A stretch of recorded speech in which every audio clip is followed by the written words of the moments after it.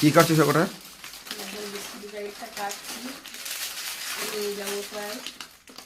দেখি কি বিস্কিট। এই তো খেতে সুন্দর লাগলো। না এটাই ভালো।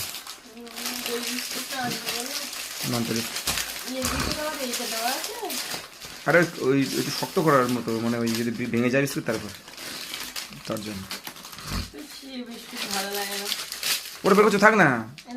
হ্যাঁ ওটা তোমার সেফটি। হ্যাঁ কাটো।